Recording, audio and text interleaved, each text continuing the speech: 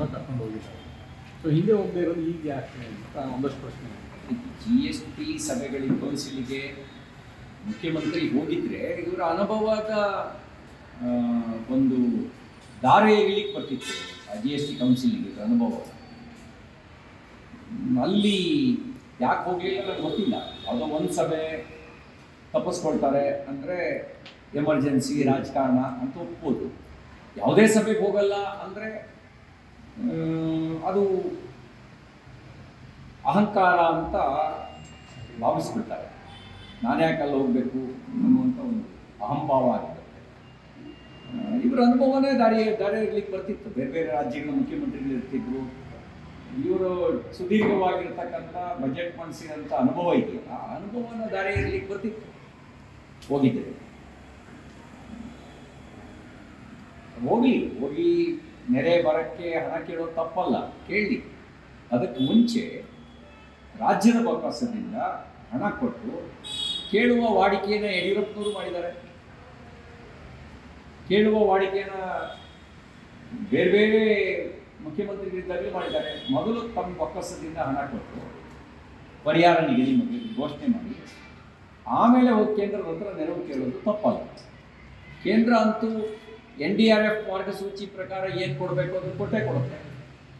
ಅದು ಕೊಡಬೇಕಾದ್ರೇನು ಸಮೀಕ್ಷೆ ಎಲ್ಲ ಆಗಿ ವರದಿ ಎಲ್ಲ ಕೈ ಸೇರಿದ ಮೇಲೆ ಕೇಂದ್ರ ಬಿಡುಗಡೆ ಮಾಡೋದು.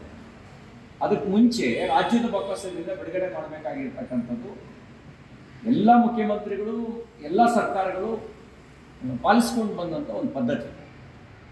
ಅದನ್ನು ಮಾಡಬೇಕಾಗಿತ್ತು ಮುಖ್ಯಮಂತ್ರಿಗಳು ಅಂತ ಅನಿಸುತ್ತೆ. ಮತ್ತು ಕಬ್ಬಿನ ವಿಷಯದಲ್ಲಿ ನೂರಾರು ಕಬ್ಬು ತುಂಬಿಕೊಂಡಂಥ ಟ್ರ್ಯಾಕ್ಟರ್ಗಳಿಗೆ ಬೆಂಕಿ ಹಾಕಿದರು.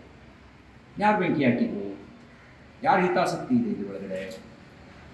ಮತ್ತು ನೀವು ತೀರ್ಮಾನ ಮಾಡಿದ್ವಿ ರೈತ ಪ್ರತಿನಿಧಿಗಳು ಮತ್ತು ಸಕ್ಕರೆ ಕಾರ್ಖಾನೆ ಮಾಲೀಕರ ಜೊತೆಗೆ ನಾವು 3,350 ರೂಪಾಯಿ ಕೊಡೋದು, ಅದರಲ್ಲಿ 3,250 ರೂಪಾಯಿನ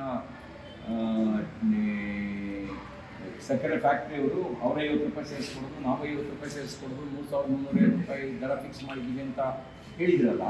ಅಂದರೆ ನೀವು ಯಾರ ಜೊತೆನಲ್ಲಿ ಮಾತುಕತೆ ನಡೆಸಿದ್ರಿ? ರೈತ ಪ್ರತಿನಿಧಿಗಳನ್ನು ವಿಶ್ವಾಸ ತಗೊಂಡಿಲ್ಲ ಮತ್ತು ಸಕ್ಕರೆ ಕಾರ್ಖಾನೆ ಮಾಲೀಕರು ಕೂಡ ನೀವು ತೀರ್ಮಾನಕ್ಕೆ ಒಪ್ಪಿಲ್ಲ ಅಂದರೆ ನಿಮ್ಮ ಏಕಪಕ್ಷೀಯ ತೀರ್ಮಾನಕ್ಕೆ ಏನು ಬೆಲೆ? ನೀವು ಸಕ್ಕರೆ ಕಾರ್ಖಾನೆ ಮಾಲೀಕರನ್ನು ಒಪ್ಪಿಸ್ಬೇಕಾಗಿತ್ತು, ರೈತ ಪ್ರತಿನಿಧಿಗಳನ್ನು ಒಪ್ಪಿಸ್ಬೇಕಾಗಿತ್ತು. ಒಪ್ಪಿಸಿ ಮಾಡಿದರೆ ಮಾತ್ರ ಅದು ಸಂಧಾನ ಆಗುತ್ತೆ. ಒಪ್ಪಿಸದೇ ಆದರೆ ಏಕಪಕ್ಷೀಯ ತೀರ್ಮಾನ ಆಗುತ್ತೆ. ಏಕಪಕ್ಷೀಯ ತೀರ್ಮಾನಕ್ಕೆ ಏನು ಬೆಲೆ ಸಿಕ್ತು? ರೈತರು ಇನ್ನೂ ಬೀದಿಲೇ ಇದ್ದಾರೆ. ಅಷ್ಟು ಹಾನಿಯಾಗಿ ಅಷ್ಟು ಆಕ್ರೋಶ ಹೊರಗೆ ಹಾಕಿದ ನಂತರವೂ ಕೂಡ ಸರ್ಕಾರ ದಪ್ಪ ಚರ್ಮ ಆಗಿಬಿಟ್ರೆ ಇನ್ನೇನು ಮಾಡ್ಬೇಕು ರೈತರು? ಅವ್ರ ಬದುಕಿನ ಜೊತೆಗೆ ಆಟ ಆಡ್ತೀರಿ ಅಂತ ಅನಿಸುತ್ತೆ. ಅವ್ರ ಬದುಕಿನ ಜೊತೆಗೆ ಆಟ ಆಡಿ ಎಷ್ಟು ಕಾಲ ಅಧಿಕಾರದಲ್ಲಿ ಇರ್ತೀರಿ? ಇದು ಯಾವ್ದು ನಿಮ್ಮ ಆದ್ಯತೆ ವಿಷಯ ಆಗಬೇಕು?